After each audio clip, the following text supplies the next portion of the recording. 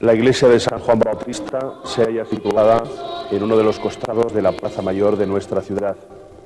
Esta iglesia fue edificada durante la segunda mitad del siglo XII y parte de la centuria siguiente, junto a una puerta del primer recinto amurallado llamada Porta Nova, de ahí el nombre de la iglesia, San Juan de Puerta Nueva. El edificio ha sufrido numerosas reparaciones, transformaciones y pérdidas a lo largo del tiempo.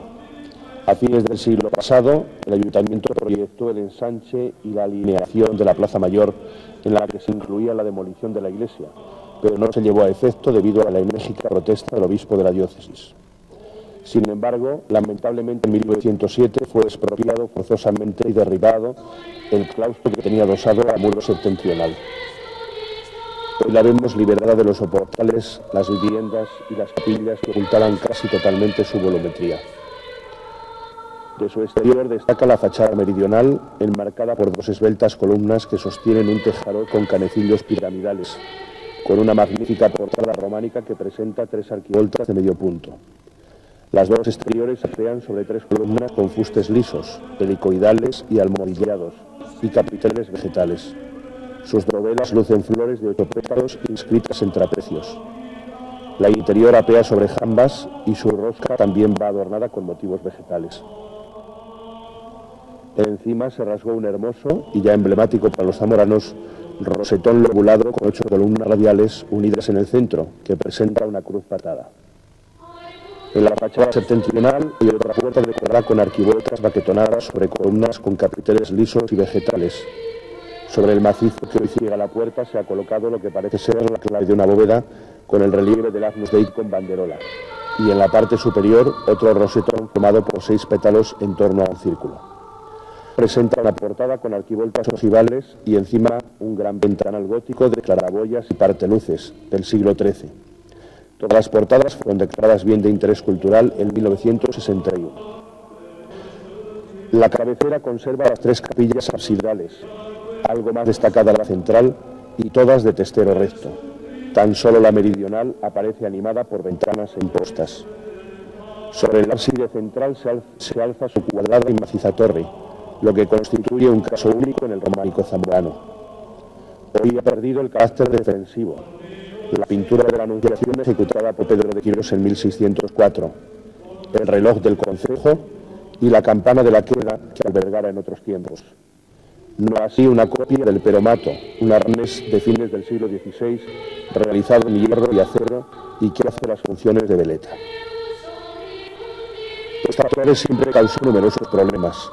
El 13 de diciembre de 1559 se cayó, arrastrando tras sí parte del edificio, comenzando su reconstrucción en 1564.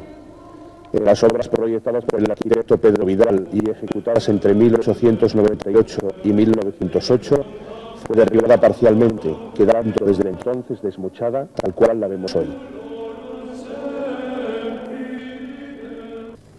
Originalmente la iglesia tenía 3 naves de 3 tramos cada una, pero a principios del siglo XVI su espacio se unificó en una sola nave y se voltearon 2 atrevidos arcos formeros de traza tardogótica. Entre 1531 y 1533 trabajó en ella el célebre arquitecto Rodrigo Gil de Ontañón, reafirmando la torre y el pilar del lado de la epístola situado en la cabecera, para desde él lanzar el arco formero hasta los pies de la nave, además de los arcos torales de la capilla mayor y de la capilla de la epístola. El interior fue cubierto por una techumbre de palo y nudillo en la nave central y otra de sencillos machones en los laterales. Dicha armadura, tras su aplastamiento por la caída de la torre, fue parcialmente renovada por Diego Camarón en 1569-70. En 1982 fue restaurada de nuevo, después de ser retiradas las bóvedas de yeserías que la ocultaban desde el siglo XVIII.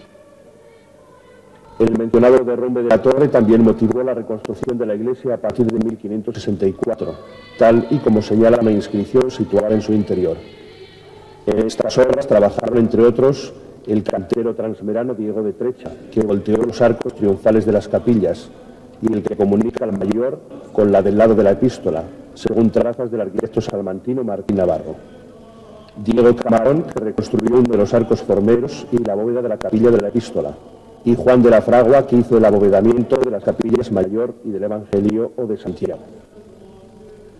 El retablo mayor, ensamblado hacia 1600 por Juan de Montejo el Viejo y dorado y pintado por Cristóbal Ruiz de la Atalaya y Alonso de Remesal el Joven en 1624, ha sufrido modificaciones en época neoclásica.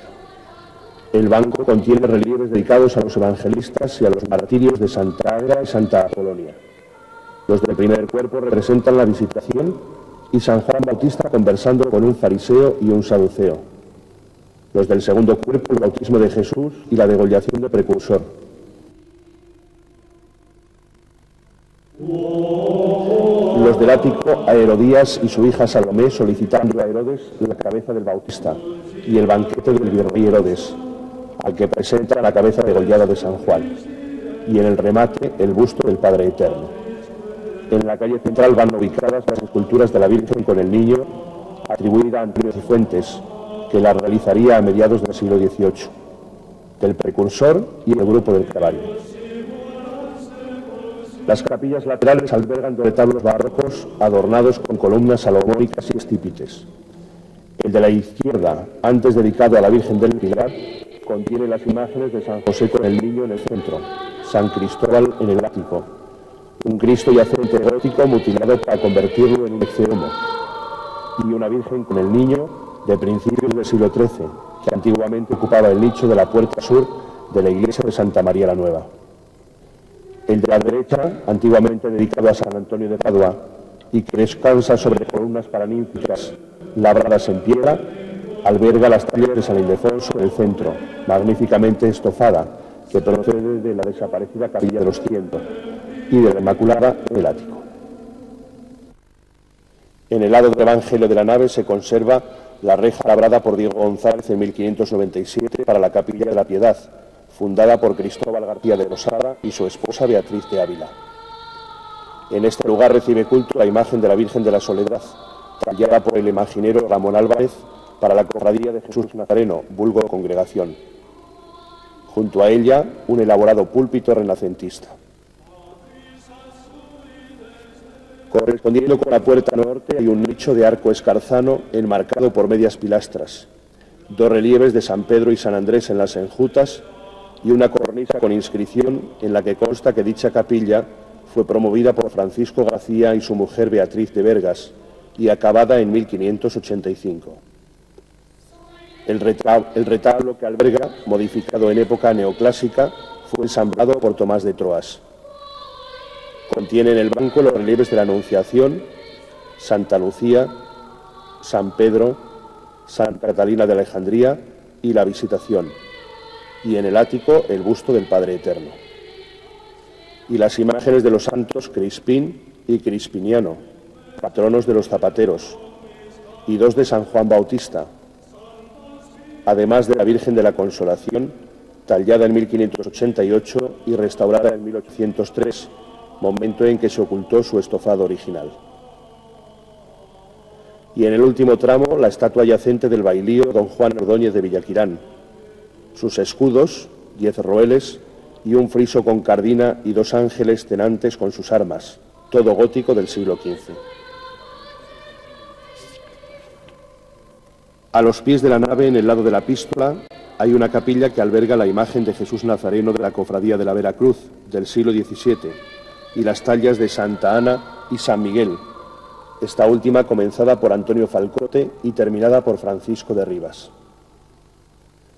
Del siglo XVI son 2 relieves atribuidos a Juan de Montejo y que representan los desposorios de la Virgen y la adoración de los magos.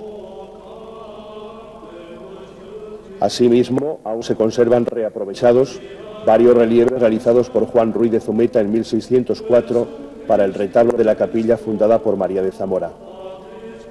El banco, con las representaciones de San Pedro, San Atilano, Santa Leocadia, la imposición de la casulla a San Ildefonso, la caída de San Pablo y San Pablo, en el zócalo del retablo de la Virgen de la Consolación, y el entablamento con las escenas del prendimiento, la última cena y la oración del huerto en el centro del banco del retablo mayor.